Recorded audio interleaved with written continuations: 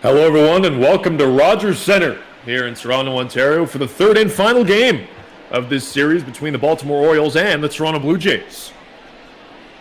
And of course the last two nights have been pretty rough for these Blue Jays. They've lost them both. In the first game it was a 6-1 drubbing by the Orioles, and last night, well, a closer one, went to extras, but The Orioles came out with the victory 5-3. Today it'll be Matt Shoemaker on the mound for the Blue Jays. They try to grab one back before they head out on their road trip. And it's a familiar situation for these Blue Jays, not only losing the first two in their last series against the Yankees. They dropped the first two when they faced Baltimore on the road. They were able to take the last game against the Yankees and the Orioles in their last two meetings, so they're looking at a little more of the same here in this afternoon's game. Nice afternoon game on a Wednesday. We appreciate you joining us. Is that one a bunt attempt on the first pitch? Foul down the line, and we're underway as Richie Martin steps in. And that's the craftiness they expect from Richie Martin at the top of the order. A little quicker than Hanser Alberto, the usual second baseman. Not as much pop, but that's the exact type of thing you'll see from him. Not necessarily the biggest power hitter, but he's been valuable off the bench and near the top of this order in a limited sample size for these Orioles. 3 different leadoff hitters for the Orioles this series. In game 1, it was Austin Hayes. Yesterday it was Andrew Velasquez. And today, it's Richie Martin, as he fouls that one off. 1-2 now. And all 3 of those hitters still in the lineup today, just shuffled around. Hayes is actually on deck, and Velasquez a little lower in the 8th spot today. On the bottom part of the plate for strike 3 call. Shoemaker quickly attacking and getting the strikeout to start his day off. Haven't had much of a chance to talk about Shoemaker yet in this broadcast, but you can sure bet we will. One of the hottest pitchers for the Jays out of the gate. A couple tough starts in his last few outings, but still has an ERA below 3 coming into this one. Exactly, one of the more reliable starters this year. And listen, I think it's we saw him get injured early on, just after 5 starts with his torn ACL, and he had an ERA at 157 at the time. And he was looking to be dealing, possibly, emerging as a good veteran in that rotation last year. He goes down. Another opportunity this year. He's making the most of it for now.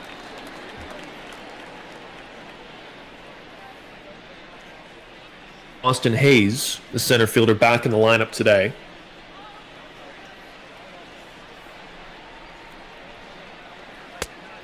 This is there now, 1-2.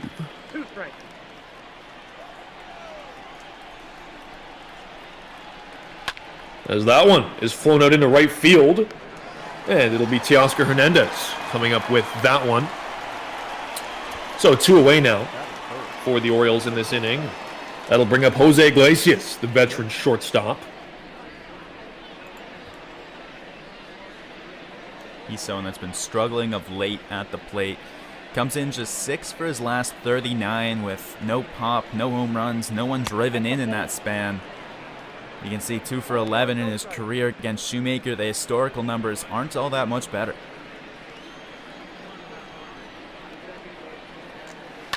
As he flies that one into right field, Hernandez will come in and make the play. So 3 up, 3 down in the first for Shoemaker. And we'll see these Blue Jays up to bat next. A nice day here in Toronto.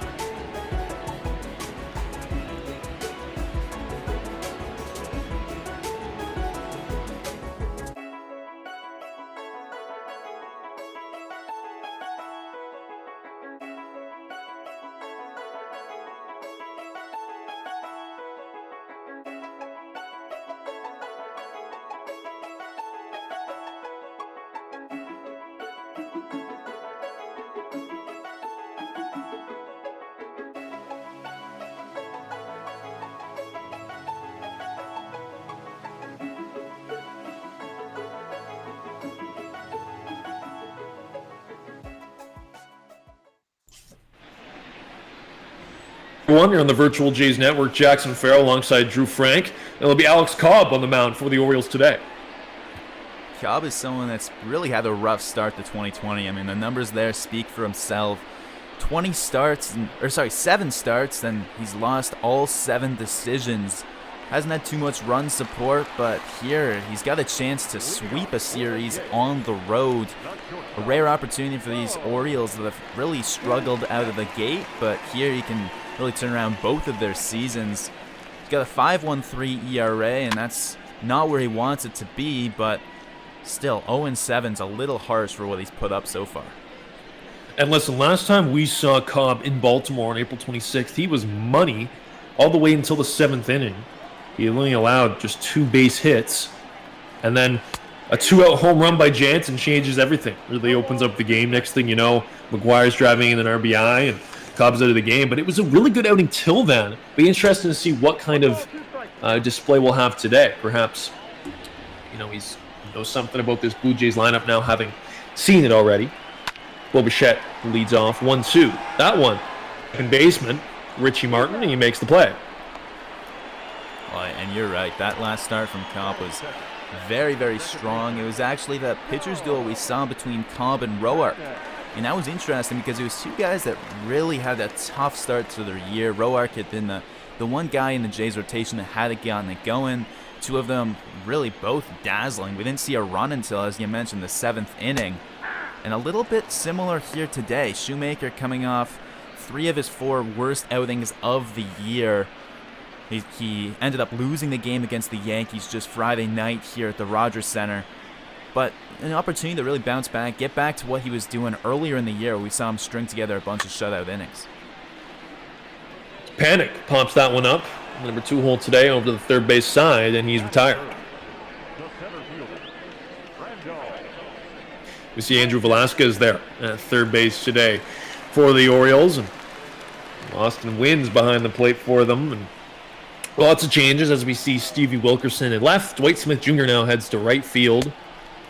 Austin Hayes back in center. And, of course, Richie Martin at second. 0-1 to Grichuk, who yesterday, he had a really tough day at the plate. But more so just the timing of things. He only reached base once, and that was on a hit by pitch. So kind of unlucky there as well. But, leaving runners on. He had 2 runners on when he came up back, or a runner on actually in the 8th. But he's retired. And then Guerrero Jr. is retired. And, Shaw walks, but then Jansen strikes out. Nothing to make of it as Cobb gets the out there. So a quick 3-up, 3-down inning for him. As we work ahead now to the second on the virtual Jays Network.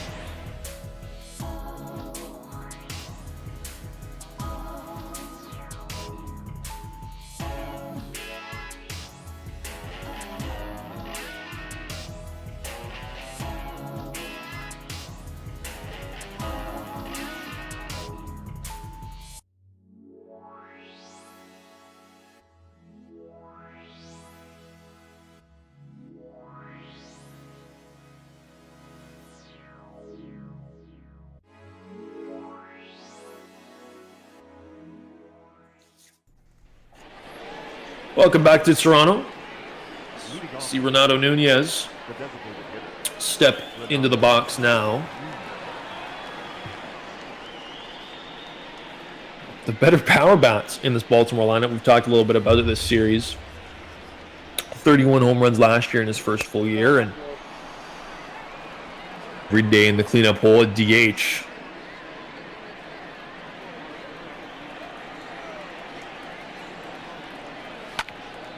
As he flies that one into right center field, Grichuk range at the wall, and it's over his head. Bounces off, and Nunez will cruise to second base with a leadoff double here. Well, it looked like Grichuk had a beat on that one, and it just kept carrying and carrying. And I think it landed a lot further in the outfield than he was anticipating, as that one hops up against the wall, and it's a leadoff double on what I thought looked off the bat like it was just going to be a routine fly ball to center. Nunez 1 for 4 yesterday with a walk and an RBI. So it's Dwight Smith Jr., who is hitless in his last 4. That average all the way down to 141 on the year for the former Blue Jay as he takes ball 1. Count 1-0. And Nunez and Smith Jr. with the 2 outs that Bass was able to get in the 11th yesterday. For anyone who was able to join us, we saw the Blue Jays fall in extra innings. It was the 11th where the Orioles struck for the eventual game-winning run, and Anthony Bass retired the first 2 batters he faced that inning, and then things got out of hand with back-to-back walks to Santander and Davis. On and miss, now 2-1.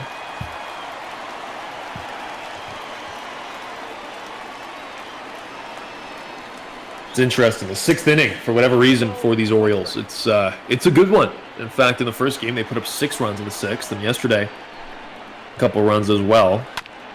Gave them the lead at the time. As that one's grounded to third, and the play is made by Guerrero Jr. for the out, and the runner is unable to advance. And a soft ground ball induced by Shoemaker is exactly what he was trying to do there.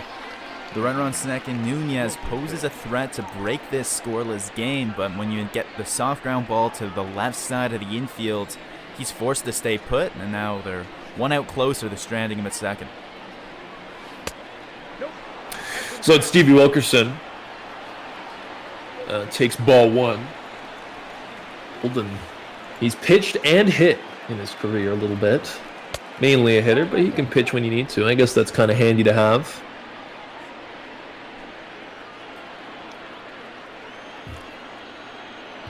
Two hitters count now for Wilkerson in left today as he takes strike 1.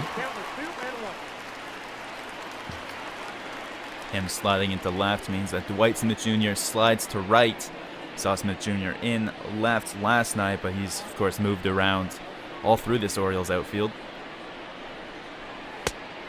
I got 3-1. 3 balls, 1 strike.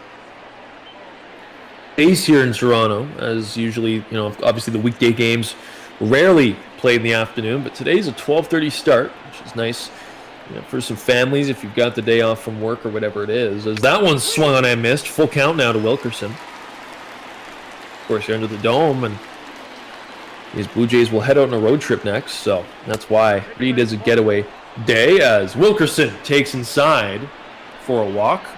So runners now on first and second, just 1 away, but the double play is in order. And the Jays have quite the flight on getaway day. They're heading all the way out to Oakland to start the West Coast stretch. Well, they'll work their way back closer to home. They start in Oakland, then they'll be in Texas and Chicago before returning to face Houston in their next homestand.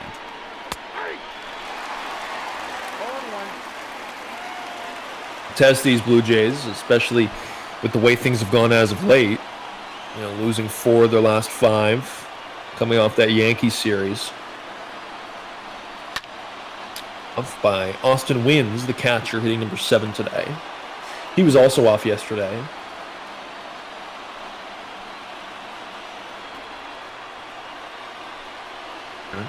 Taken inside, ball 1.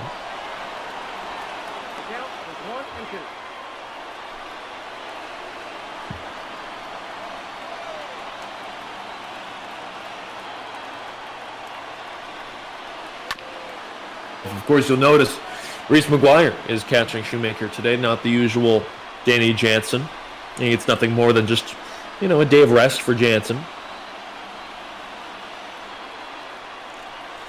As the 1-2 is fouled off. Jansen was behind the plate for all 11 innings last night when McGuire got the night off, so it makes sense, day game following a night game, especially after extra innings, that they'd make the switch. Taken outside, evens up the count at 2.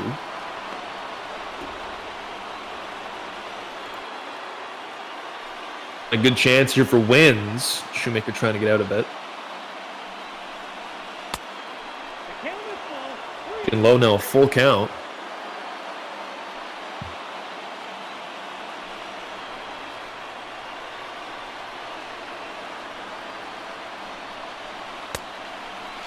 It's strike 3. Therefore, Shoemaker, his second K of the day, now 2 out in this inning. And he gets it here with the splitter down in the zone, and that's a pitch that he's had working for him all season long. Gets that one just below the knees and likely would have been a ball, but he gets Wins to go down and chase it. And when he swings through that one, it's the second out of the inning, and still that leadoff runner still on second base. So it'll be Andrew Velasquez, who was in center yesterday. Now he's at third. He's kind of moving all around this Orioles defense, but he's back in the lineup, which is good, I think. And that's something, I guess, a nice luxury. If you're a guy like Velasquez, who your defense is kind of what keeps you in the lineup, and why not, right? At Major League level. They'll put you where they're going to put you.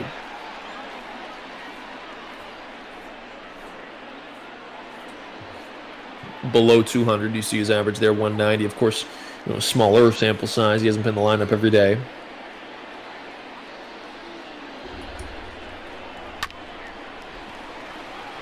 Foul down the line. So 2-2 now. Shoemaker doing a good job of getting back into counts now. Making sure he's got 2 strikes on these hitters. And full count once again.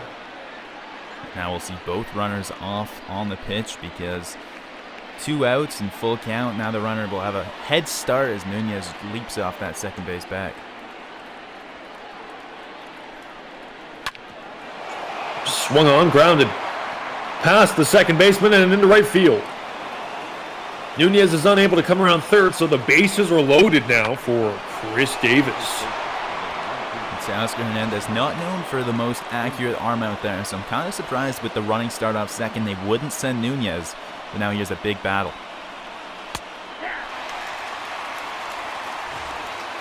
As we see Chris Davis, of course the power hitting lefty, and man, a few years ago this would have been the worst possible place for Shoemaker to be in, but he isn't the same Chris Davis who was hitting 53 home runs.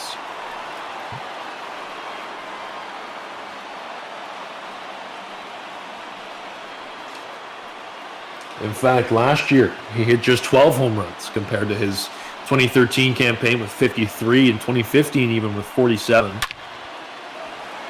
Hung on.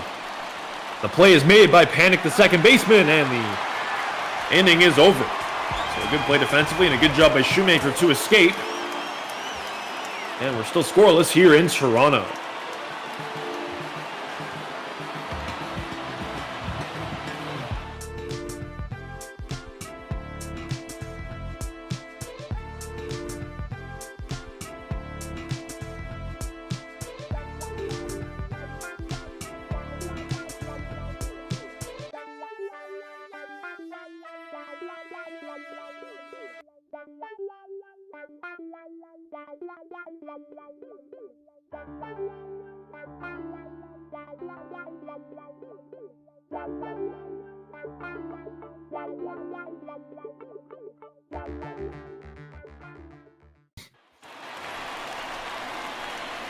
To Rogers Center here on the virtual Jays Network. It's the third and final game of this AL East battle between the Orioles and Blue Jays. And whether you're surprised or not, the Orioles have taken the first 2 of this series. Their record now on the season up to 11-20. Nope. Back to work here in the second inning. We saw last night Guerrero Jr. a tough day at the plate, 0 for 5. And a lot of solid opportunities with a couple runners on and in scoring position. Just not able to capitalize, neither him or Grichuk in the 3 and 4 hole. And thank you for Montoyo today. You can't be too happy with that, but he puts them right back in and shows his confidence in those hitters today. And that's baseball. Sometimes you just won't get the chances, but I'm sure Montoyo's happy that if someone's going to have those opportunities, it is going to be the middle of the order. Of course, unable to deliver last night, but fresh game and a fresh day for them here today. That one's popped up. First baseman Davis. It's underneath it. And Guerrero Jr. is retired. And so for the Orioles on defense, it's a bit of a different look as they've got a lot of people playing in different spots. We mentioned the outfield, Hayes in center with Smith Jr. in right and Wilkerson in left. Around the infield, it's still Iglesias at short and Davis at first, but it's going to be Velasquez at third base. Well, Richie Martin gets into the lineup at second. And behind the plate, it's Austin Wynns back again in the lineup. The better half of the tandem at the plate between him and Severino. Severino's got a little bit more experience on the defensive end and known a bit more for his glove, but Severino has had his bat cold earlier in this series, so Hayes is back behind the plate again.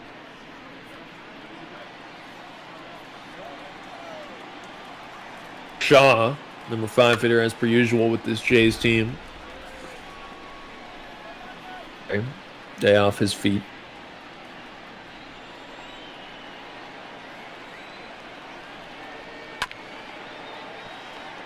Swung on over to the third baseman. Velasquez in the shift, and he makes the play.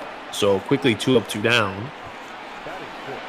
Through this heart of the order for the Jays, as it'll be Teoscar Hernandez coming up now. And pretty big moment last night, and he hit a big home run in extra innings. It's a close one. It was 5-4, actually. I had mentioned the Orioles won 5-3. Of course, that home run made it 5-4, but, you know, Jays just quite unable to tie that game up. Tellez was on third, but unable to finish the job. And that was an inning where the Jays had their 6, 7, 8 hitters due up. The first two batters get out quickly, and then with 2 outs, that's when the rally really started. Teoscar Hernandez came up with 2 outs, nobody on. That's when he made it a 1-run game, and then it was back-to-back hits by Tellez and Bichette, the 9-1 hitters, before eventually Tejada, who came up with 2 out and 2 on, was unable to keep things going and rounded out to end the game.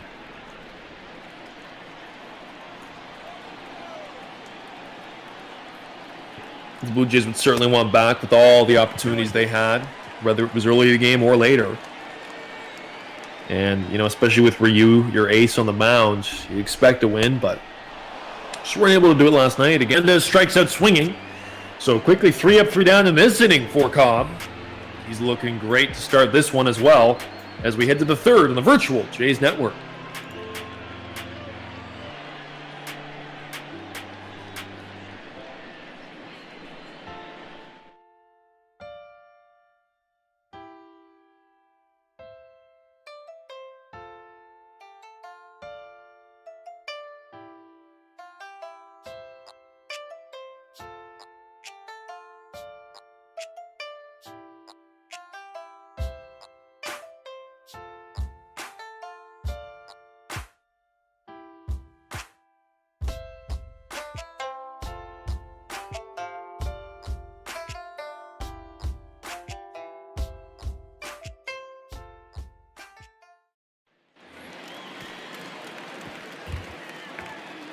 This will be Richie Martin leading things off for the Orioles today. Of course, we saw him in the first inning, and he struck out looking.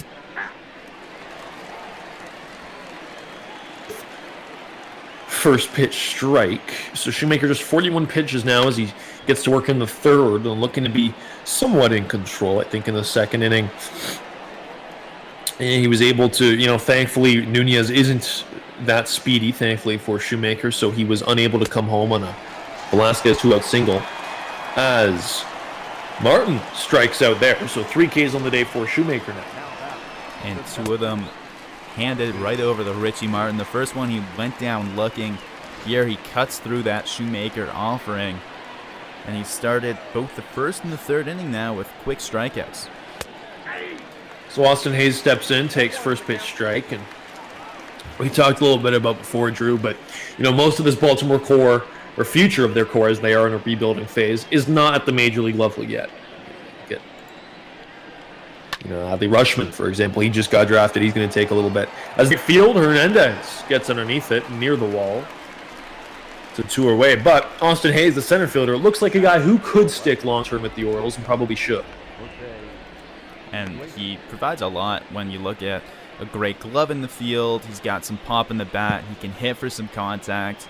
And really, for the guy that you mentioned is kind of one of the first few up in this rebuild, I mean, not a bad guy to lead the charge. Kind of can give it to you in all aspects of the game. And, yeah, he's not going anywhere in center field here in Baltimore. Going into left center, Bichette ranges all the way back and grabs it from shortstop. So quickly 3 up, 3 down in this inning as Iglesias flies up. Still scoreless here in Toronto.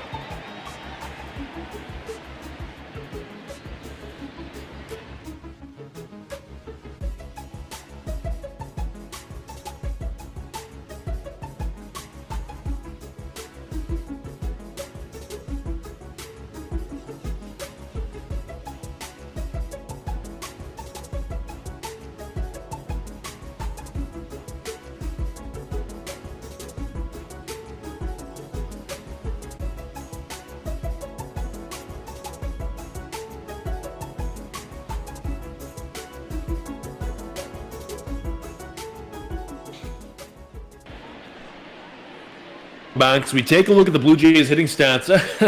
Not too pretty, is it, Drew?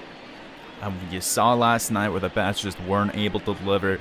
Here you see that quantitated a little bit. The average down at 219 jumps out to me right away, but really not much there you can really point to as much of anything. On base percentage as a team below 300.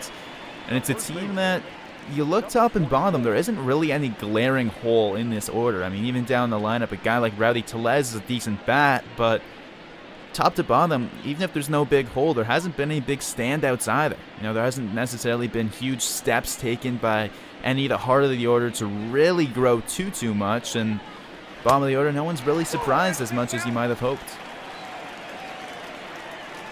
Exactly. No one's really emerging and kind of taking the baton, if you will.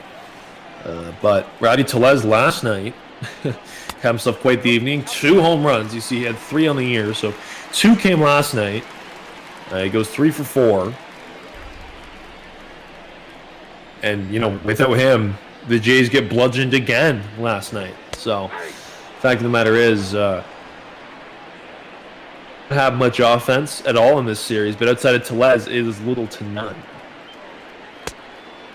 Brings up the question, you know, with Drury returning at some point over the next road trip, what happens now? Because Tellez has looked mediocre. He's had his moments, right? That's going to be Tellez. He'll have down, he's up and down, you know, very a roller coaster ride, if you will, with Tellez, because sometimes you love the results, sometimes it's a whole lot of nothing. As that one is in the right center field, and it'll get past a sliding Hayes off the wall, and here's a leadoff double. Look at that, Tellez having himself quite a nice series now, just his second. Well, he's really liked seeing these orange Baltimore Orioles jerseys on the mounds. Saw his first home run of the season come at Camden Yards. He added 2 more last night against the O's, and then here he starts things off with a double. And I'll tell you, that's the first ball that the Jays have hit out of the infield. First fly ball on the day. That's something we saw from Cobb in Cobb's last outing against the Blue Jays. He was very effective at not only inducing soft contact, but keeping things on the ground, keeping things on the infield especially. And now we'll see if the Jays can capitalize with a leadoff double after the Orioles were unable to. As that one is drilled into right field, it looks to be gone. And it is a 2-run shot for Cavan Biggio. So after no hits in the first 2 innings, the Jays quickly, here with nobody out, put 2 runs on the board. Just Biggio's 3rd of the year, an absolute no-doubter. Jays have the lead. And that's one way to cash in the leadoff double. That's not messing around with the big home run from Cavan Biggio. He's someone that's really struggled, but that fastball left right out over the plate. On the upper half of the zone, Biggio is able to extend his arms and just lift that one 417 feet into the second deck here. Yeah, no park is keeping that one in.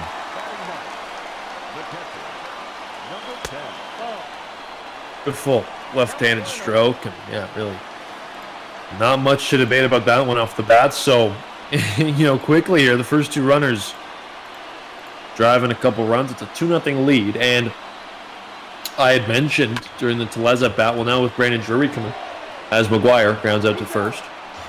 But, you know, with those results, I think there's a lot of debate internally with the Blue Jays right now about, you know, where does Biggio fit in? You know, once Drury comes back, who's playing left field? Probably Gurriel, you'd think, but on a day off, then what happens? How does Drury coming back change this infield, I think, is the biggest question, especially for a guy like Tellez. As that one is into center field, and Hayes comes over to field it, but it'll be a single for Bichette here. Well, you really mentioned a good point there. Drury's going to be traveling with the team, so we're not sure when we'll see him, but probably at some point over this road trip. And, I mean, the perfect example is they're already in a bit of an infield crunch because Biggio, who hit that home run, that was his first at-bat of the series. He had both Monday and Tuesday night off, and Montoya's already struggling to find places to get guys in the lineup because Panic has really stolen a job. He's the only guy in this team that's hitting 300, and he continues to. The guy they signed on a minor league deal. Drury comes back. It's just one more bat you need to find a way to fit into the lineup, and you wonder if we'll see someone maybe even get sent down for it. As that play is made, by Stevie Wilkerson. So 2 away now, runner on first. No panic, right? He's played excellent. In the small areas we've seen him, but once again, the lineup today getting more and more responsibility. Here's a guy who came here on a minor league deal, and before you know it, I mean, he's really making a case to stick more and more in this lineup. So what do you do with him? And of course, when Drury was injured, Jays called up Tellez. Starting to heat up here. I'm not sure you want to mess with that. And it's tough to get both Tellez and Shaw in the lineup every single night, because you figure if one's going to be DHing, because Tellez can really only play first and DH, you can move Shaw around a little bit, but then you're taking bats away from everyone else. A guy like Biggio I mentioned had 2 nights off in a row. You can't really take more away from him. Drives that one into left field. And it's gone! Grichuk's 5th home run of the year to left. 2 home runs in this inning off Cobb for the Blue Jays. And it's quickly become a 4-0 game here. And the wheels starting to fall off a little bit for Cobb. 2 2-run home runs really get things going for this Jays offense. The first one with nobody out, and now it'll be Grichuk coming up with a runner on first and 2 away, and he drives him all the way home as he pulls that one into the left field seats. Something about Grichuk in here at Rogers Center, really, we've seen him really unlock that power a lot more than he's been able to on the road so far. We saw Grichuk last night with a ton of runners left on, and he showed some frustration where he just was unable to capitalize. But tonight he sure is, with the runner on first, drives him in and himself in. A 2-run shot.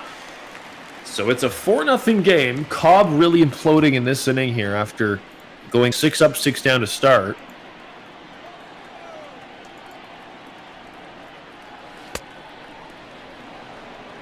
Two 2-1 count now to Guerrero Jr. after a big cut on that splitter.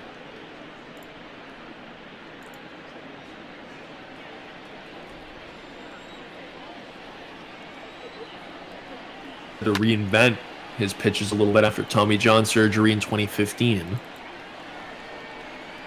And, now he's had to find a second gear a little bit in his career. Obviously, when you're in the kind of the prime and you've already made it to the majors and you got to reinvent your whole style, it can take a huge toll.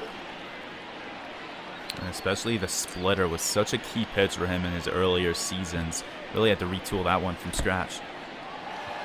2-2 swung on and missed. Wins, throws to first to complete the out.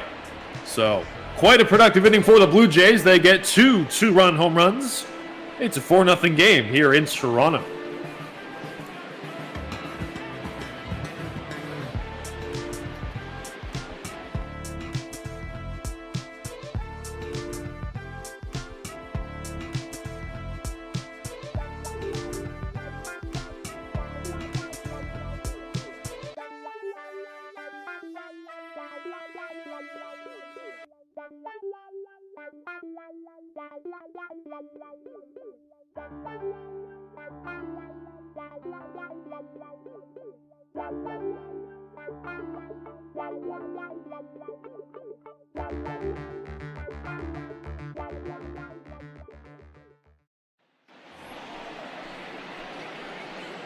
Back, Virtual Jays Network here at Rogers Center. So we start the 4th inning here. It'll be Renato Nunez.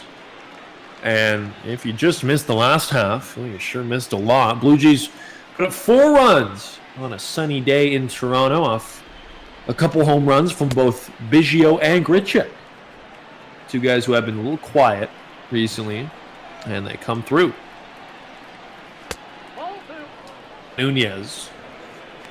And we were talking a little bit last inning when Austin Hayes was up, kind of about the future of this Orioles, what direction are they headed? I mean, we know what direction. For Orioles fans, you hope up, because it's been at the bottom for a few years now. First overall pick last year, they're probably going to get another top 10 pick this year. Do you see a guy like, at the plate right now, how about Renato Nunez? A guy who's still relatively young, and he's got some power in their future plans. I mean, how do you think the Orioles are going to shape their future? Well, right now they're taking the flyer on anyone that might be in that category. As you see Nunez block there. similar to the guy on the mound right now. I mean, Matt Shoemaker, not necessarily a part of the Jays rebuild, but he's still got a handful of solid years left at the major league level. So the Jays are doing the exact same thing, seeing who they can maybe get some quality time out of to add on to the young kids. And Nunez fits in that role. He's a bit younger than Shoemaker, of course. Even a guy like Dwight Smith Jr. A lot of Orioles fans were surprised on the return from the Manny Machado trade a couple years ago, and that's one of the reasons that you only see Hayes up right now and no necessarily big piece alongside him. It's not like the Jays where we've got Vlad and Biggio and Bichette all kind of coming up together. When they traded Machado, they didn't get anyone that was necessarily ready for the major leagues. The headliner was Yusniel Diaz, an outfielder that is still not quite ready, and he's been hitting relatively well at AAA so far, but yeah, not necessarily a trade kind of like if you look at the Mookie Betts return. Alex Verdugo is a guy that could slot right into the Red Sox lineup immediately when he's healthy. Yeah, and you talk about that Machado trade, you got to think that a lot of Orioles fans were probably, maybe still are, unhappy. Just because, yeah, that big return, that big name that you can hold on to. Like in the Betts trade, you got Alex Verdugo, who, it's hurt right now, but at some point he'll come up and he'll be in the majors. And then it's tough for Orioles fans to swallow, especially because Machado had so many really good years in Baltimore. And to give him up, of course, to the Dodgers, who were loading up and go to the playoffs every year, I think it just stings a little bit. And that whole small market mentality that follows teams like Oakland and Tampa, where they consistently have to trade their top players because they can't pay them free agency and you got to develop. Baltimore kind of in between there. I mean, they drafted Machado, they developed him from all the way through from high school all the way through the minors. As we see Wilkerson strike out, 2 away. Now I gotta think that this Machado trade, if they don't hit on at least 1 or 2 of the guys they got back, I mean, there's a potential that we could see a real anger towards the front office. I don't know if it's there already. Maybe it is. I don't even know the pulse of Baltimore right now. As that one close to the wall, Gurriel's going to jump, and it's off the wall and out of here. Austin wins a 2-run shot. Answers the Jays a little bit after they had a couple of those in the last half inning. 4-2 game now. After the night off to start this series, after the night off last night, wins Friday night, was really showing the bat once again. He doubled and scored as part of the big rally in the 6th inning. Drove in a run as well. Here we see him drive in 2. The runner on first cashed in with 2 away, and that one cuts the lead right down from 4-2. Very similar to the home run we saw from Randall Grichuk, not in its stature, because Grichuk's was more of a no-doubter, but another one where we see a 2-out runner-on-base situation where the runner not necessarily poised to score. It was just Nunez over on first base, 2 outs. It looked like maybe the pitcher would get out of the inning, but then the home run quickly puts 2 more runs on the board, and now this is just a 2-run game. As that one is swung on, and it'll hop into center field. So a 2-out base hit for Andrew Velasquez. He's now 2 for 2 on the day. Just to finish up that Machado deal discussion, I mean, you look at some of the other names they picked up. Breivik Valera, who Jays fans may recognize, a guy that's in the system right now. He played a little shortstop to end 2019. So not in the system anymore. He's actually part of the Padres organization now. Not a piece that you'd think associated with the Machado trades. A righty reliever, Zach Pop, who's Canadian. A few bonus points in our broadcast for that. But a couple of the other prospects, I mean, Rylan Bannon is an infielder that fell right off the rankings as soon as he got dealt to the Orioles. He was a top 5 prospect with the Dodgers. Now he's a mid-20s with the Orioles, not because of the differing organizations, just because his stock really fell after the trade. 0-2 to Davis, taken inside. And that brings me to the question I was trying to get to before that home run, Drew, is how long do you think Orioles fans are willing to tolerate this kind of big rebuild? Well, it's tough anytime you see someone go like that. Machado is the face of the franchise, but you'd have got no other option but to wait at this point. And we'll have more on that when we return, but Austin wins. Hits a big 2-run shot to cut this lead to just 2 for the Blue Jays. As we head to the bottom of the 4th, Toronto leads.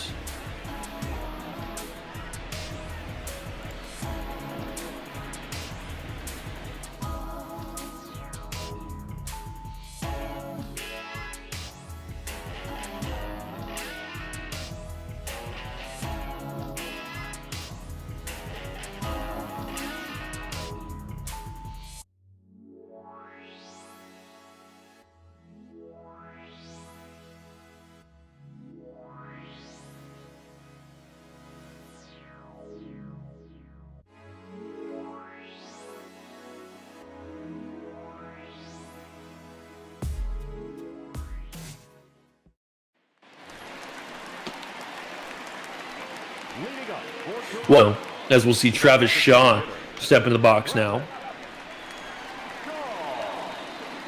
Here in Ontario, and starting to get some better weather now as we enter May. And the roof's open a little bit more. We saw it over the weekend, actually, in the Yankees series, if you missed that. And Nate Pearson's debut was a beautiful afternoon on a 107 start.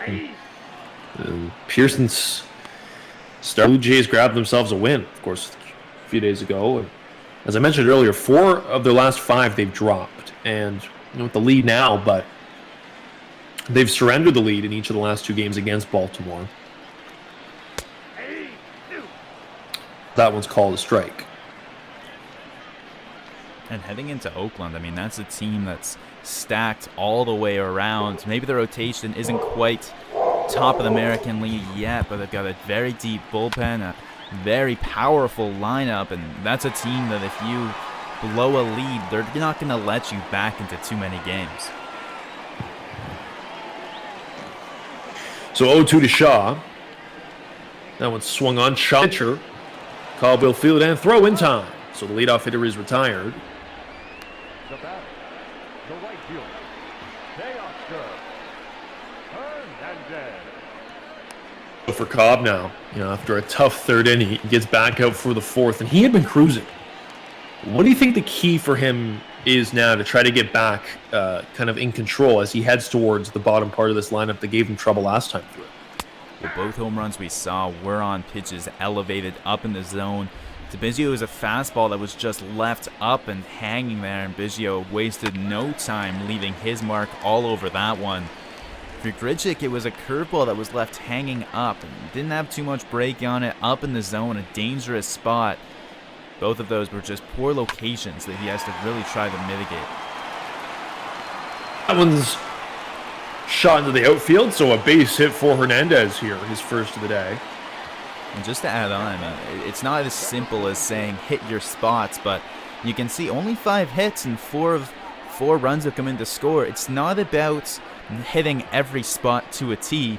It's when you miss, you really better hope you're missing away instead of missing into the zone. If your fastball isn't going to hit the corner, you better hope it's a ball instead of a meatball. As that one is hit down into right field. Second base hit of the day for Tellez. Hernandez will stomp at 3rd, but wow, Tellez is having himself quite this series, isn't he? 2 for 2 today, and that adds on to an already impressive record against the Orioles so far. And we talked about Drury's coming back, and you're really going to have to fight for your spot in the lineup, fight for your playing time. Tellez getting a head start on the competition today. It's funny because Tellez in the first game went 0 for 4 and then comes back and goes, let's see, 3 for 4 yesterday with a walk and a couple home runs. Then today he's got himself 2 base hits. Biggio last time up, he had a 2-run shot. The first run scored of this game. The 0-2 is swung on over, flown into left. Wilkerson will catch it. Hernandez will try to score. Slides in well with time to spare because the throw was off and also not hard enough. Plus, Hernandez has some good speed, and it was pretty clear that was going to be an RBI regardless, but Biggio now 3 RBI on the day, and it's a 5-2 game.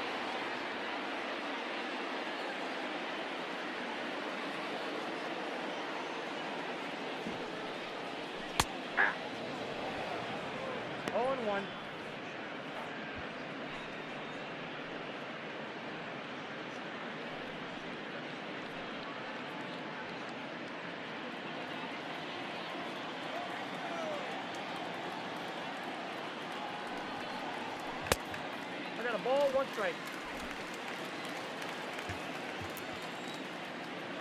When talking about the Jays bullpen, a guy like Anthony Bass, he'd been money until yesterday, and then he struggles in extra innings. That was bound to happen. We were going to see some regression from this Jays bullpen. It was setting records. Literally, Ken Giles was setting save records, and Anthony Bass was doing a great job in the 8-hole as well. As that one is hit over to the shortstop, and it's a line out, so that'll end this inning, but Blue Jays tack on another run. It's now 5-2 as we head to the 5th in Toronto.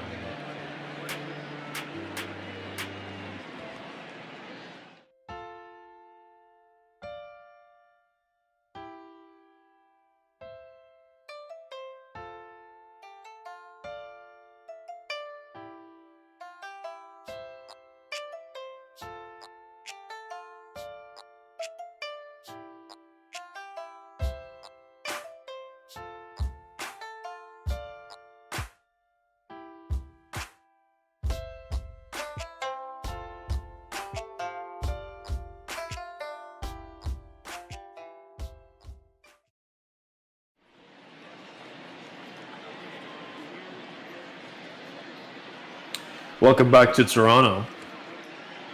So it's a 5-2 Blue Jays lead now as we head to the 5th inning. Into this Orioles lineup. Starting off with, of course, Richie Martin, the second baseman. He's 0 for 2 in the day. And 4 for 11 on the season. And having a leadoff man that can get on base is so important. We saw the Blue Jays have one of their better games yesterday in terms of getting base runners on. Now that might sound bleak considering all the runners that they stranded, but at the very least they had runners on, which had been a problem for them for a handful of games this season. And a lot of that starts from Bo Bichette reaching base, going 3 for 6 in the leadoff spot. Now contrasting that, Richie Martin 0 for 2 with a pair of strikeouts. He led off the first, led off the third, and now he's got a chance to lead off the 5th. And here's a statement inning potentially for the Orioles. They put up 2 in the last frame. They've seen the Jays score 3 in the past 2 combined. And now Martin striking out 3 Ks on the day, all 3 times where he's got a chance to lead off an inning. You can see the frustration as he throws his bat. Tough day for Martin at the plate, and it was a good opportunity, right? Coming in as the leadoff hitter. And just, really unable to capitalize so far, 3 Ks, but and now it's Austin Hayes, who himself is 0 for 2 with a couple flyouts. And something interesting about what we saw from Brandon Hyde yesterday, the Jays exhausted almost all of their bench, leaving just Reese McGuire on at the backup catcher by the time the night was over. We actually didn't see anyone come off the bench for the Orioles. Didn't see Austin Hayes, their best hitter. He was left on the bench. I mean, it worked and they pulled out the win, but I was surprised we didn't see him coming in a pinch hit role. We didn't see Austin Wynns, one of their hottest hitters, the catcher, come in off the bench either. It was just Hyde was trusting his guys and left his starting 9 in for all 11 innings. 1-2 count now. Swung on, foul it off.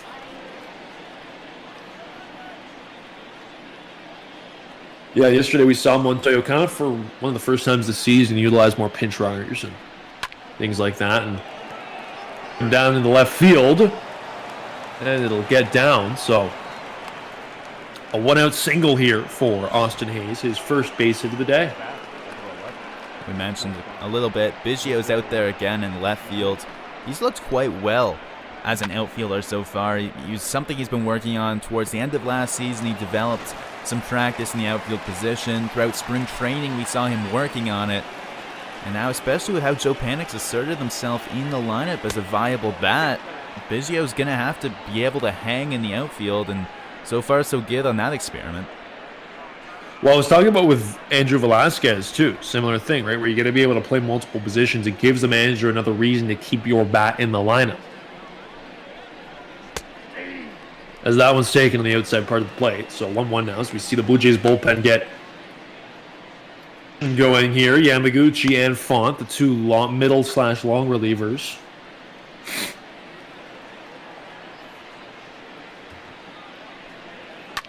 If Shoemaker were to run into any trouble, I'd imagine they would be all set to come in. As that one is flown into center, Grichuk makes the play, so 2 away now. Another quiet day from Iglesias as he's now lifted the ball into the air on all 3 at-bats, but there's nothing to show for it. Deep fly out to right in the first and popped out to Bichette in his last at-bat. Here he lines one into center field, but it's right to Grichuk. It's another 0-for-3 day from him, who's struggled since being promoted up to the middle of the order for the Orioles. Yeah, it's funny. We saw him during the Baltimore series sometimes a little bit lower. And, you know, we talked about a little bit how he was cold, a bit of a hitless streak coming into Toronto. He's since ended that, but regardless, I think Iglesias is a guy, I think many hitters in this lineup will still be moved around all year long. Fouled off by Nunez, who is 1 for 1 on the day with a walk. He started off with a leadoff double back in the second. Shoemaker actually loaded the bases, but was able to get out of it with a Chris Davis ground out. That's the DH. That one's fouled off.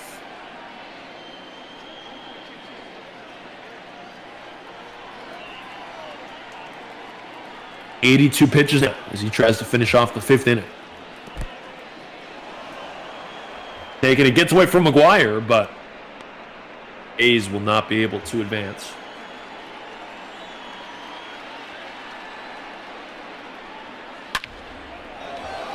The 1-2. In left field.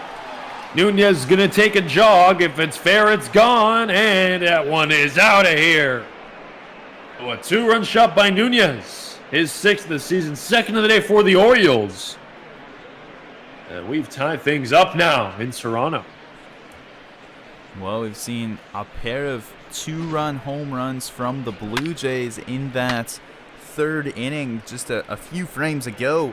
The Orioles strike for 2 in the last inning. They strike for 2 more here, and the difference has been the Jays' ability to manufacture that sac fly. So they're up by 1. We'll see if that can hold. The line and the play is made, so a 2-run shot by Nunez puts the Orioles within 1 here. Went toe for toe when it comes to the home runs here in Toronto.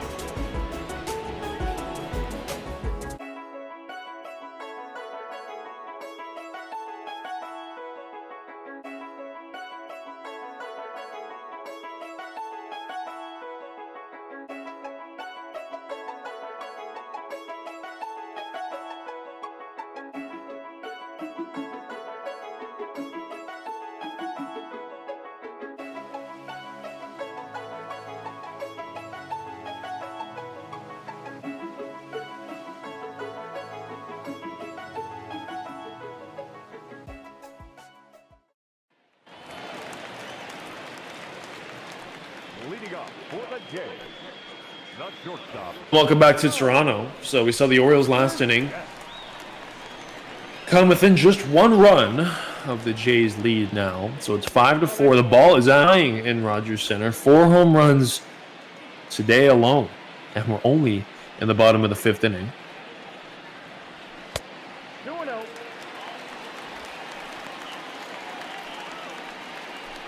So it's Bo Bichette now. He's 1 for 2. Single back in the 3rd. Nope, at the ball. Now 3 balls, 0 strikes. So Cobb's still in the game here. So despite allowing 5 runs, again, you know, all of them have come on, you know, a swing of the bat. Grichuk a 2-run shot, Biggio a 2-run shot, and then a sac fly. So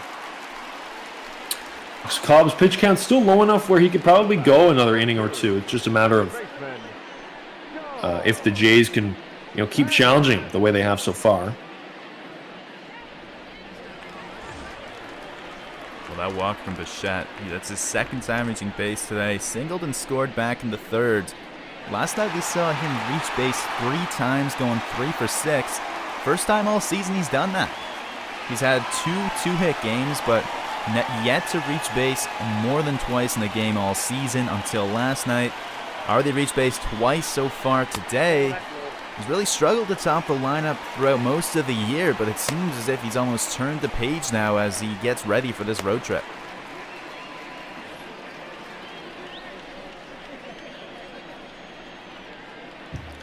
The play over 2. As he slices that one into right field, and it gets past Smith Jr., so the runner is able to advance all the way to third base here. As Bichette goes first to third. That's very alert base running from Bichette. That looks like a pretty innocent single into right field. But he's alert and picks up the extra base. So now it'll be a pitching change. It'll be Wade LeBlanc. Former starter, I think he spent some time with the Blue Jays as well, and now he'll get his chance to try to get out of a runners on the corners jam with nobody out. Well, he's been around the league a little bit. He did make a stop in Toronto briefly. Start this season as a potential starter relegated to the bullpen. So he gets the first pitch line out there from Grichuk, so quick 1-out recorded from him. He's a guy that, not necessarily going to be the flashiest arm in a bullpen or in a rotation, but he can give quality, consistent innings. And that's what he's in here. That's what he's in for today. Expect him to work a lot with the fastball changeup. His changeup and fastball are both on the slower end. He tops out around 88, 89 on the fastball. There you see one at 86. He'll mix in a big sweeping curveball, but really his bread and butter is going to be that fastball changeup combo.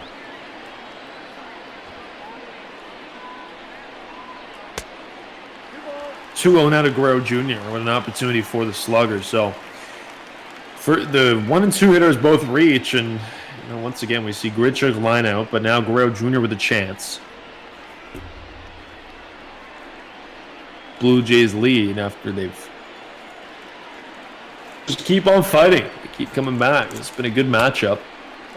All series long we've seen job of, the Blue Jays have had the lead, but the Orioles just keep on fighting, keep on pining away, and they're really getting to these Blue Jays pitchers right now. But 5-4 Blue Jays lead, 3-0 count to Guerrero Jr. Takes on the inside part of the plate a changeup in a 3-0 count, now 3-1.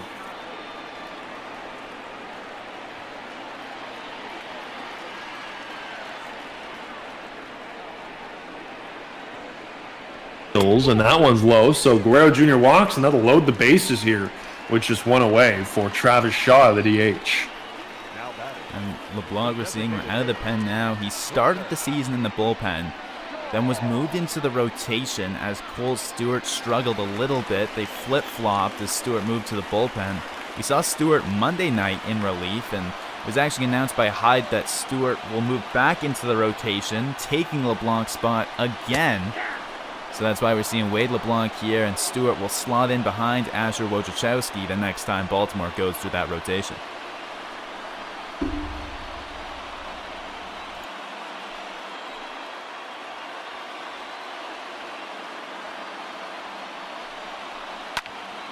As that one's driven into right field, Shaw. And it's caught there, so a run will come in to score, though, in the form of Bo Bichette off of that sacrifice fly. So it's now a 6-4 lead for the Blue Jays here. And we're seeing runs back and forth with the Blue Jays able to keep pace. They went out in front 4-0, and as the Orioles have scratched their way back into this game, the Blue Jays have really not let them even the deficit by too much, as they got it back down to a 1-run game in the top half. Blue Jays strike right back to make that lead too.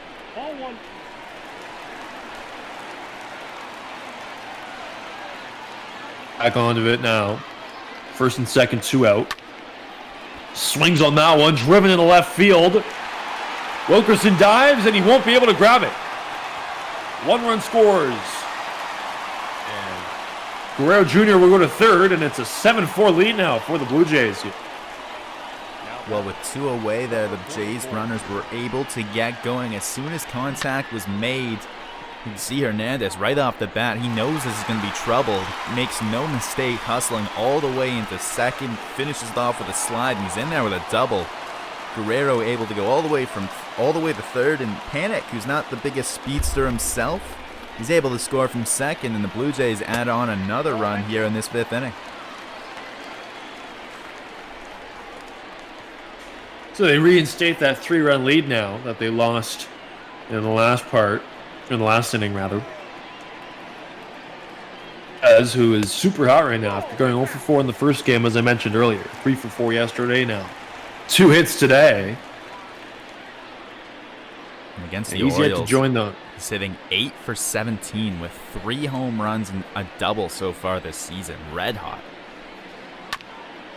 Join the home run club in this game, the way the ball's been flying, but hey, this one ain't over yet, and the way he's been hitting, who knows? Yesterday, of course. The 2-1 is fouled off.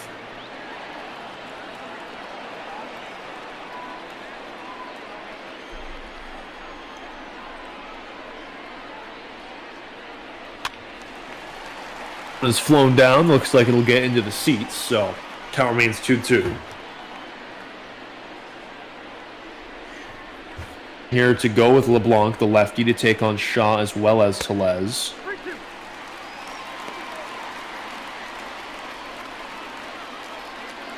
As we're to reach, that would bring up Kevin Biggio as well, who already has 3 RBI on the day. Payoff to Tellez, fouled off.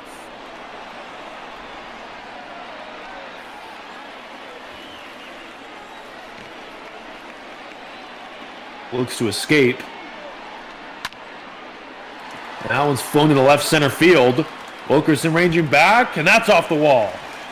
Hayes will go to field it, but 2 more runs coming to score. And would you look at that? It's a 9-4 game. Blue Jays really opening things up here. Have a series. Rowdy Tellez add another double and a couple more RBIs to his name. LeBlanc just hangs that breaking ball middle to Tellez, and 3-2. He's looking to protect, looking to stay alive on pitches around the edges of the zone. That one's right down the heart of the plate, and he makes no mistake. Even lefty on lefty, where Tellez typically hasn't had as much success as he's had against righties in his young career, he's still able to just carry that one all the way out to the warning track. So 3 for 3 with 2 RBIs to Les today, following up a 3 for 4 day yesterday. Absolutely on a tear right now, as that one is ground foul. Biggio himself, 3 RBIs I mentioned, and last 3 hitters have all recorded or all scored runs for. That one is a strikeout, so LeBlanc is able to finish off the inning, but not before allowing a couple more runs. It's now a 5-run lead for the Blue Jays as we head to the 6th in Toronto.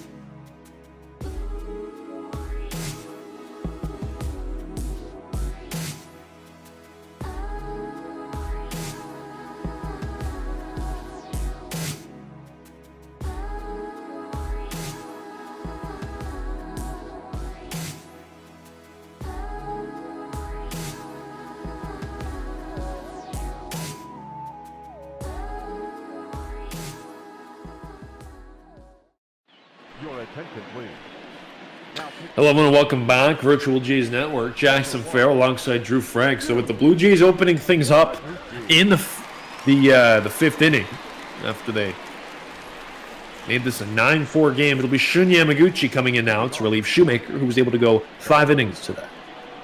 It's our good friend Yamaguchi, who we've seen more often than not, it seems like. There's a bunt attempt trying to ambush Yamaguchi as he makes his first pitch, but the curveball in the dirt misses.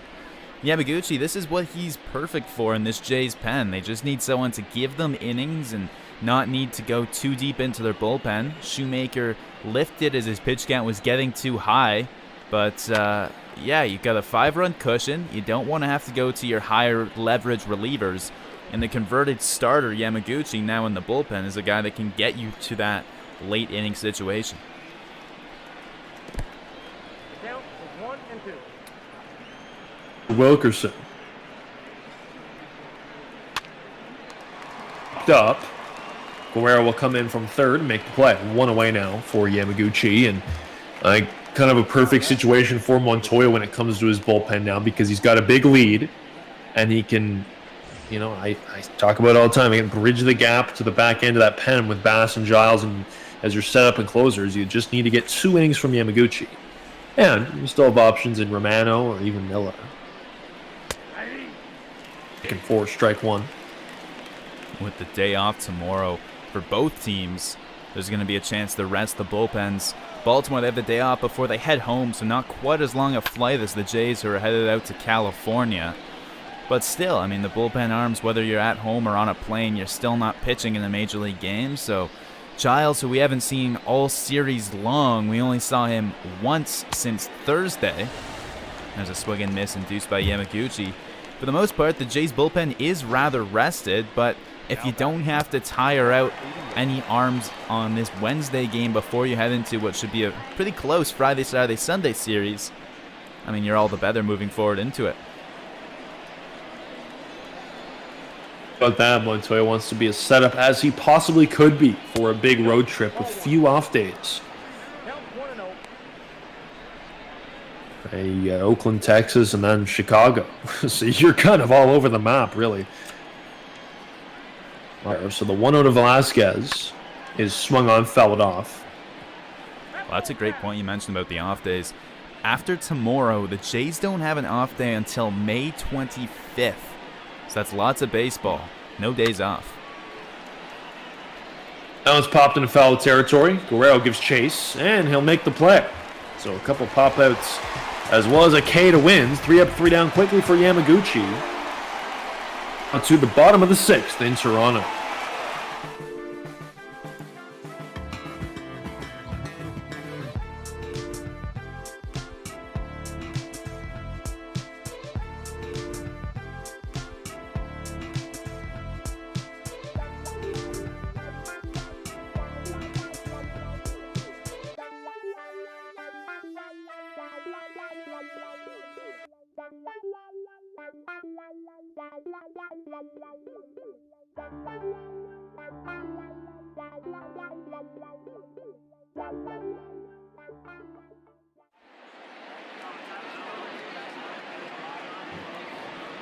Welcome back to Toronto, Jays Network.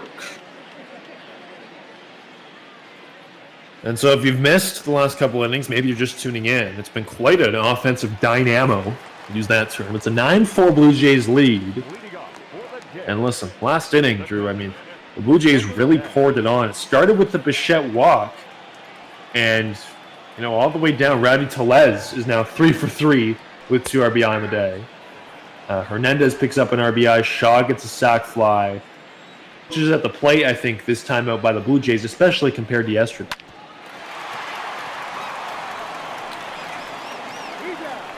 Well, the big difference between today and yesterday has just been the fact that they're able to string runners together in multiple innings and able to bring them home when they have the opportunity.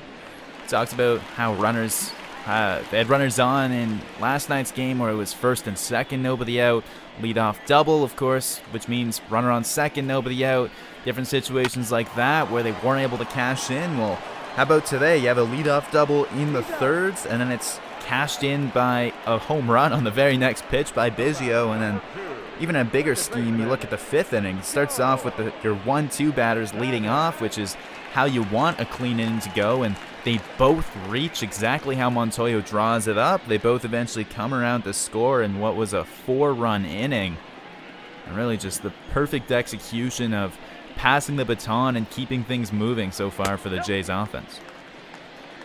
And that's just baseball, right? Sometimes you're going to have days where it feels like you're capitalizing on every single opportunity you're given as a team. And then sometimes, like last night, you're really spoiling a lot of those moments, as that one is driven down the line and it'll sail foul.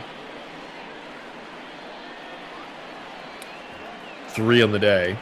He's made some good defensive plays. In fact, he was the one who had the put out on Chris Davis with the bases loaded earlier in the game. As that one's shot in the left center field, it'll get down all the way to the wall. Panic gets himself a 2-out double here. Extra bases, similar to the double we saw from Rowdy Tellez, where it just perfectly splits the outfielders. There's no one anywhere close to getting that ball, as it's right clean in the gap. Trickles all the way to the warning track by the time it's fielded in by that left fielder out there. Easily extra bases for Joe Panic. So Grichuk comes up, hit a big 2-run shot in the third that gave the Jays a 4-0 lead.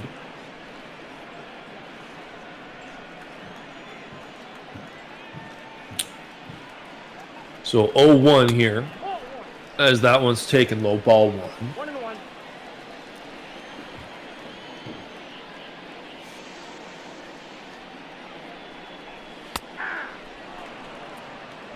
2 there, and for LeBlanc, you're now up to 30 pitches in relief. A bit of a quieter inning this time out than the last one, in which he came in and got shelled.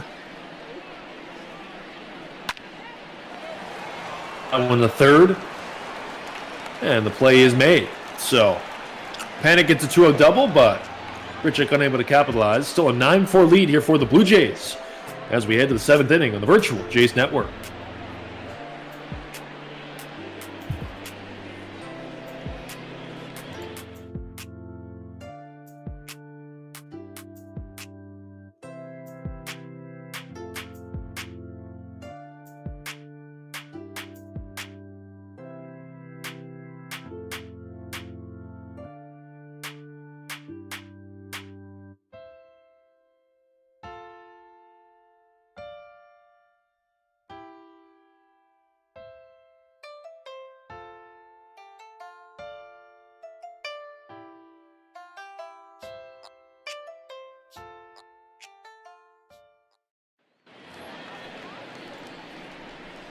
Back to Toronto, we'll see Chris Davis. The first baseman, number 19, Chris. Now or at the plate rather, not on the mound. For the Orioles here, and last time up he had a chance with the second inning rather. He had a chance with the bases loaded, 2 out, but grounded out to second, and now he'll lead off this inning. For the Orioles, we're down 5, and I think now, Drew, we talk about the Orioles, the whole baton passing, right? Next man up, that whole thing. I mean, that really needs to come to fruition now with just 9 outs to work with. Well, exactly that. They're running out of time a little bit. We've seen them strike quickly. They put up 2 in both the 4th and the 5th innings. So they've got time. There's still 3 innings left for them to go here. They got Shoemaker out of the game relatively early. I mean, we saw last night's late inning heroics from this Orioles lineup. This game far from over.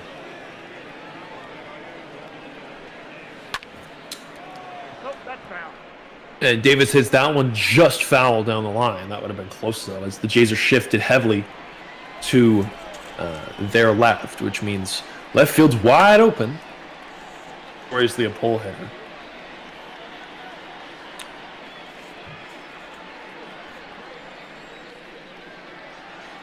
And so this matchup between the Orioles and the Blue Jays brings us 2 teams who are both going to have top 5 picks in this upcoming MLB draft. 2 teams who have, I think, need in the baseball draft is always, it's much different because there's 40 rounds, right? Like, you can address a lot of different needs. And again, these guys aren't coming up for a few years anyways, right? It's not like the NFL or even the NHL or NBA where guys can come in right away and make a huge difference. It takes some time to work your way to the majors. As Davis grounds that one through the hole, and it'll get into right center field for a leadoff single. But the Orioles are picking 2nd overall, the Blue Jays 5th. And I think if you're a Blue Jays fan, you look at this outfield right now and you think, okay, well, we know the prospects we have in the infield, right? You've got Bichette, you've got Vladdy, Biggio, of course. He moves around. What do you think they do with the 5th overall pick available? They've taken pitcher the last few years, and they seem to have a lot of pitchers kind of at the AAA, AA level that are almost ready to go. What would be your strategy if you're the front office here in Toronto? Well, we've heard them say in the past that they're focused on taking the best available player available. The best player left on the board, I guess you'd say, when their pick comes up. Not focusing on a certain position, not drafting for a need, because you draft a guy in baseball, you're waiting a handful of years before you see him, and at that point, who knows what your team's going to look like.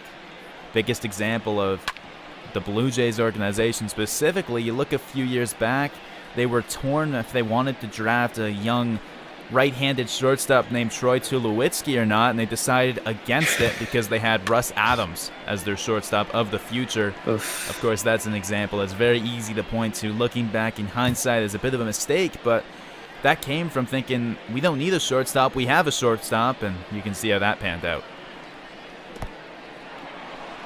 Right about that, Ricky Romero, notorious. Is that one a base-stealing attempt there? Pardon me, a wild pitch, but Davis goes for it anyways and is able to pick up a base there. Good job by Davis there to recognize the ball getting away from McGuire. Now, if I'm Davis, not exactly the fastest guy, but he just got a really good jump there. He did, and he recognized that it was going to get away from McGuire, who actually quickly jumps on it and makes the very close play at second. Bang, bang, but Davis manages to get in there. A guy that a little bit more of a veteran at this point in his career. He knows what his job is as a base runner. If you're not the fastest, you need to be a little crafty, and you see there a great read, a great jump, and he gets into scoring position with now no one out still.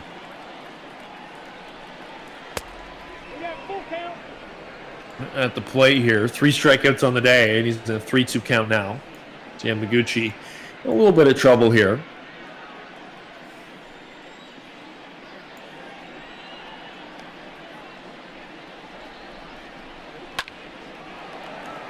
Driven into center field. And the play is made by Grichuk to retire Richie Martin, so he goes 0 for 4 on the day. He might have another chance, depending on how these last couple innings go. You might actually figure, though, with how he's looked at the plate, that's the first ball he's put into play, and it's softly hit out to center field. Wonder if maybe they'll see someone come off of that bench for the Orioles later in the game to hit. You know, you've got Anthony Santander, one of the starter outfielders who has the day off today on that bench, among others. That one's falling to left field. It'll get down off the wall. Davis will turn and try to come home, and he will score. So a 9-5 game now off a 1-out RBI double from Austin Hayes. And let's take another look at Chris Davis's good base running. That ball's hit into the corner. Not the fastest guy at all, and Biggio, maybe not the most experienced left fielder, but they know he doesn't have as powerful an arm as Gurriel, and they read that well. They give him the windmill. Davis running on contact, reads that one as that ball that's not going to get caught, not going to hang up. No one's going to get to that one. Able to score all the way from second after reaching on a single, gets into scoring position with Crafty running on a wild pitch, and now runs all the way home on that one. So nice little manufactured run there from the Orioles, the first one they've scored outside of the long ball.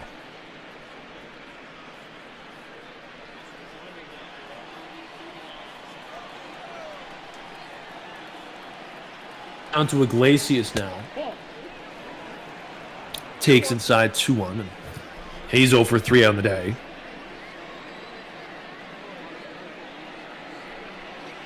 Ball 3-1 to the shortstop, but still try to continue this productive inning for the Orioles. Still down 4, but with the runner on scoring position. As that one's laced in the left field, Gurriel makes the play, and Hayes is unable to advance, so now 2 away. And now coming to the plate has been the toughest Oriole to get out all day long. Renato Nunez, designated hitter, steps in now. He walked in the 4th. That was the only time he didn't reach with a hit. It was a loud double in the 2nd, followed by a home run in the 5th to drive in the 3rd and 4th run for the Orioles. Guy that is going to be a big battle here for Yamaguchi, who's well into his outing now.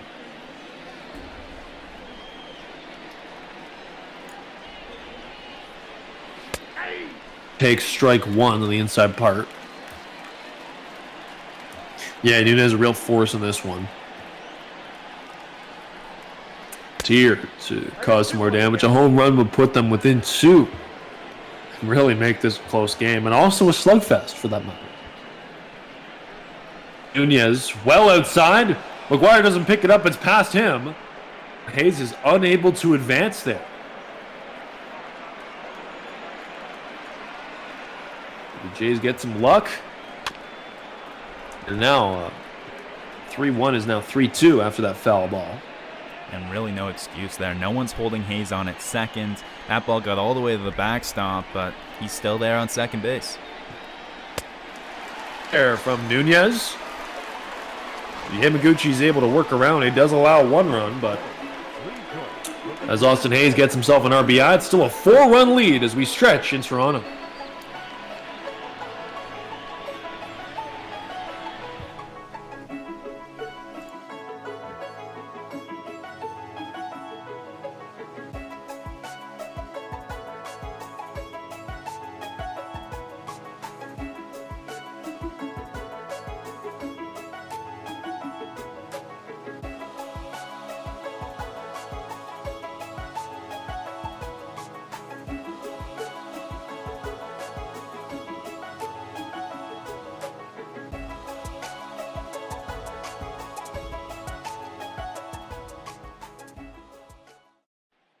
Your attention, please.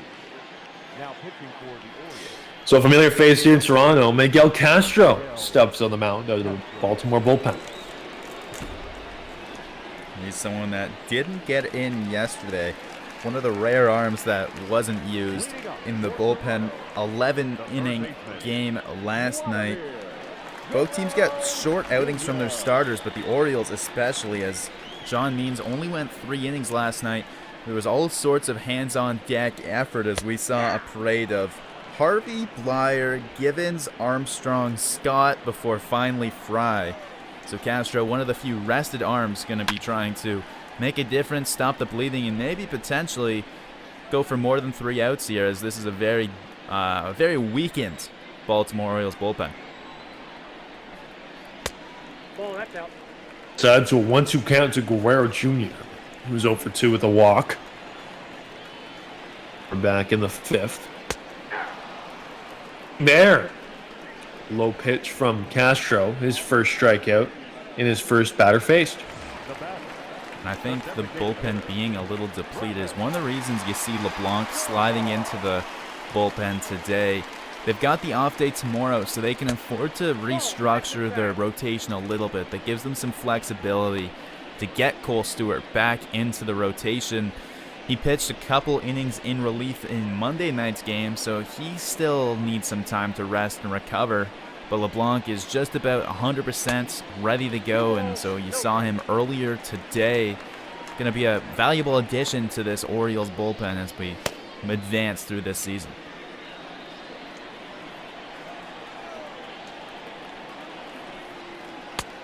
Shaw taken low. Ball 3 now. Shaw 0 for 2 with a sac fly in the 5th.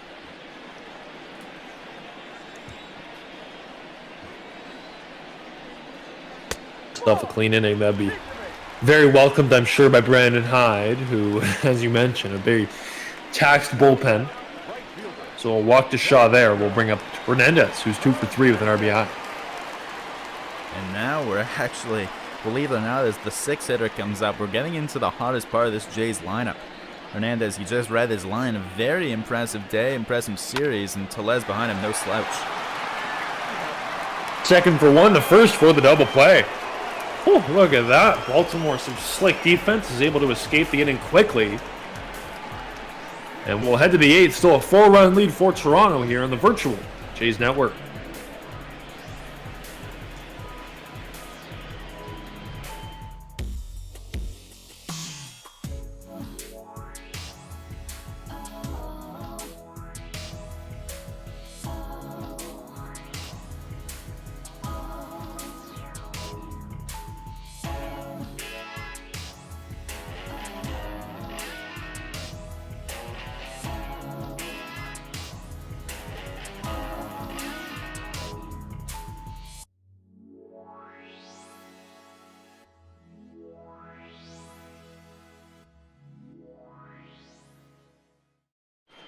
Ladies and gentlemen, your attention please. Justin Miller now in the 8th inning for the Blue Jays. And then with a 4-run lead, you don't necessarily have to put your setup man in. You know, a little bit of a pad. So why not get a guy like Miller in? He's looked great this season, and the ERA is still below 2 in 15 appearances.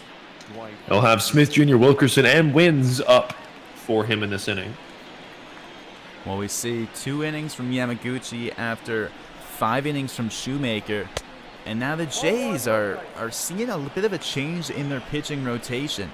Off the top of the year, we saw 4 straight quality starts against Boston to kickstart this rotation.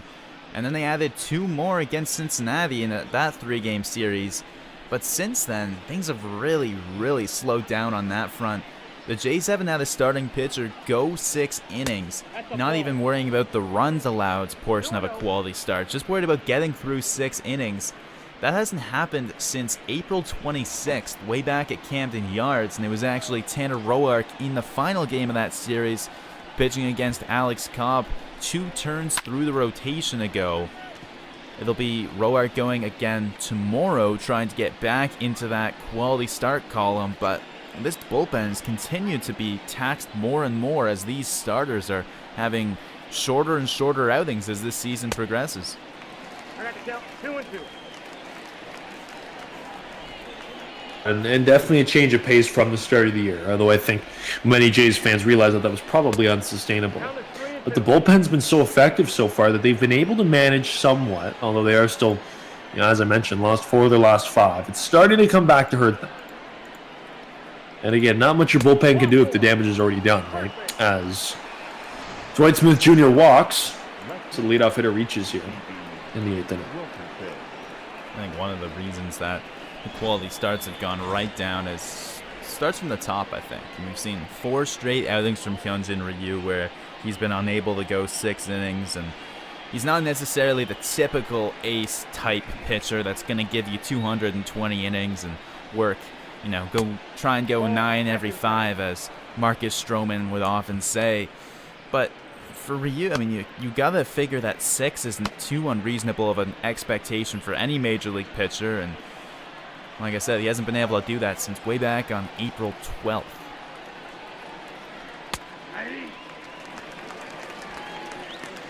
And then a 1-1 count now. Imagine that. The trading of Anderson probably didn't help the staff either, but, a guy like Nate Pearson now coming aboard. Perhaps he can change the tides a little bit. So 1-2 to Wilkerson as Miller gets that one in there.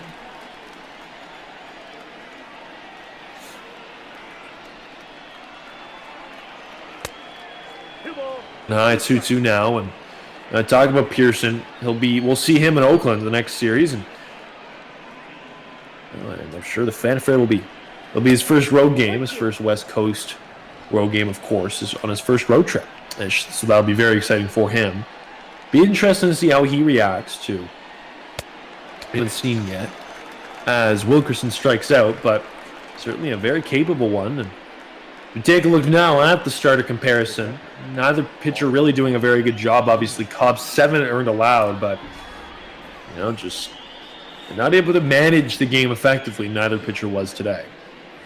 Well, we went into the bottom of the 3rd scoreless, as through 3 innings from Shoemaker and 2 innings from Cobb, the score sheet was yet to be scratched from either team, and they both looked good, but then the wheels fell off for Cobb as he was victimized by 2 2-run home runs, followed up by a sac fly later on to make it 5. Then the last 2 runs he was charged with weren't actually allowed by him, but he was definitely responsible for them as he left 2 runners on when LeBlanc came in.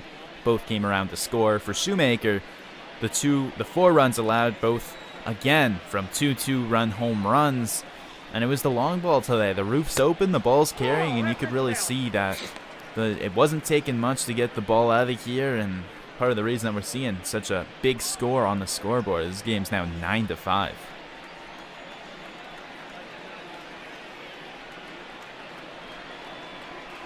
It's 2-1 now. Is that one check swing there? And you mentioned it. We'll be heading to some different ballparks where the Roof will be open there as well, of course. Is Toronto very unique in that regard, as that one's fouled 2-2 now. And I've noticed, Drew, that the ball, when the roof is open, man, that ball carries. Last weekend with that crazy Yankees-Blue Jays game, which the Yankees put up 25 hits, so that one's sprayed foul. And today, a home run fest, a slugfest, really, and certainly not a pitcher's dream scenario, to say the least. 2-2 to win, swung on and missed on that high heat. So 2 away now for Baltimore here. As we head to Oakland over the weekend, we actually might see a little bit of a change in the air conditions. We're supposed to see cloud cover Saturday, Sunday with maybe a little bit of showers, so the humidity's up, but for our sake, I mean, the temperature's up at the very least. Friday, it's supposed to be 27 Celsius, which a nice change of pace from the Toronto Maze that we've been accustomed to lately.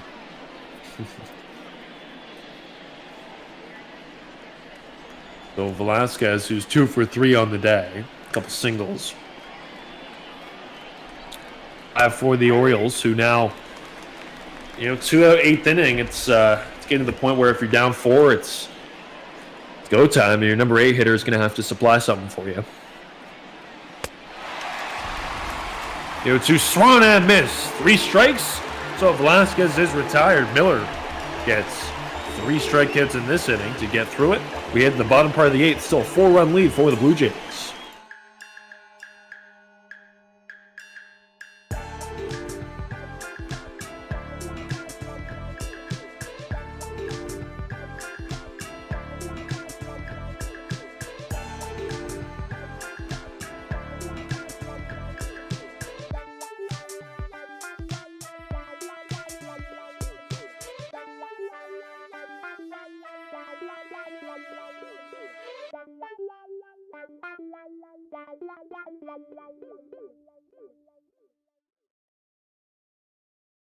Your attention, please.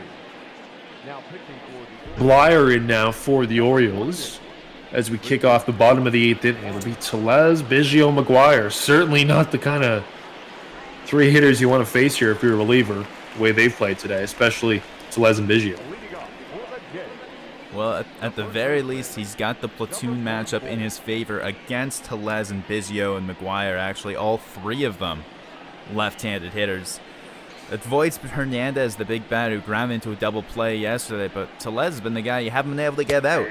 Talk about how Blyer might have the advantage lefty on lefty. His big RBI double in his last at-bat was against the lefty LeBlanc, so take that for what you will.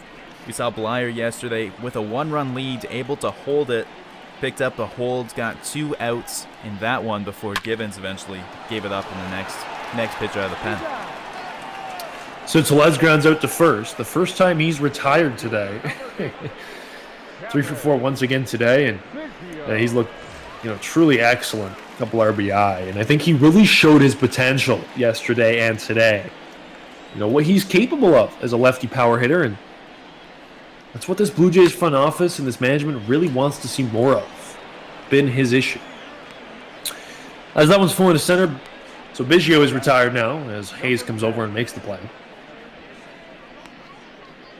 Makes quick work of Biggio. 1 for 3 on the day with 3 RBIs. Sac fly earlier in the game. Helped the Jays preserve a lead after his 2-run shot extended it earlier on. A guy we talked about, it's going to be interesting to see how often he's able to stay in the lineup. We start our series off on Friday against a pair of lefties. It's Luzardo on Friday, Manaea on Saturday. See how that affects Biggio.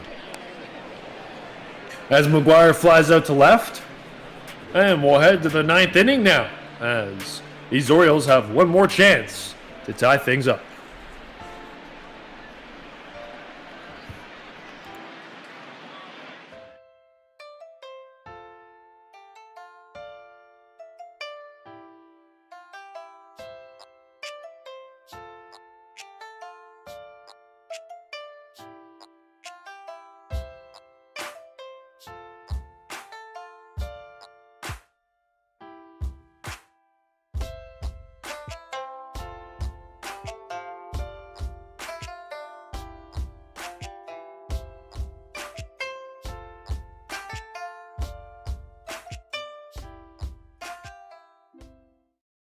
Your attention, please. Now pitching for the Blue Jays, number 68, Jordan. Be last chance for the Orioles here to see if they can get at least 4 runs in this inning. So we won't see Ken Giles, as it isn't necessarily a save opportunity yet. It'll be Jordan Romano. We saw Romano pitch a clean 8th in last night's game. Came in and faced Alberto Iglesias Nunez, and then Nunez was able to walk. So the inning extended, and he faced Dwight Smith Jr. So he faced 4 batters, struck out 1 of them, didn't allow a runner past first base. It was a pretty clean outing. Here he's got a little more wiggle room as he's got 4 runs to work with. That one's hit over to third baseman, Guerrero Jr. in the shift, and he makes the play. Davis not necessarily burning up the base path, but still, for Guerrero Jr., I mean, that's a long throw, playing close to the shortstop than third base there, ranging away from first base. Fields it, plants, fires the first cleanly, and nice work by him there to get the first out for Romano. And I gotta say, the most improvement I've seen, maybe in a player coming into 2020, is Guerrero Jr. Not his bat, but his defense. I think that's fair. I mean, we've seen some above and beyond plays. We've seen 2 actually that have really surprised me, but more importantly, he's making all the plays he has to. He's got a strong arm, and that's never been in doubt, but last year we saw a few plays that should have been routine that definitely were made to look a lot harder than they were, I guess is the polite way to say it. And here, there's been almost none of it in 2020. Up the middle, Romano grabs it and throws to first. Retired. He goes 0 for 5 on the day with 3 strikeouts. That's a tough day for him, but they've got the day off tomorrow. This whole Orioles team will be able to rest, recover, and rethink some approaches at the plate. Tell you what, Martin's probably gonna have lots on his mind after today's game. Yeah, especially, when you get that opportunity in the leadoff spot, you're thinking, yes, finally, what a chance to show Brandon Hyde what I'm capable of. And then you strike out 3 times and go 0 for 5. In what is likely to be a loss here. So, but sure he'll get more opportunities. He is just 25 after all. I'll bring up Austin Hayes, another young buck. And 1-1 count now. He's 2 for 4. Had himself an RBI double last time up in the 7th. Now with 2 strikes.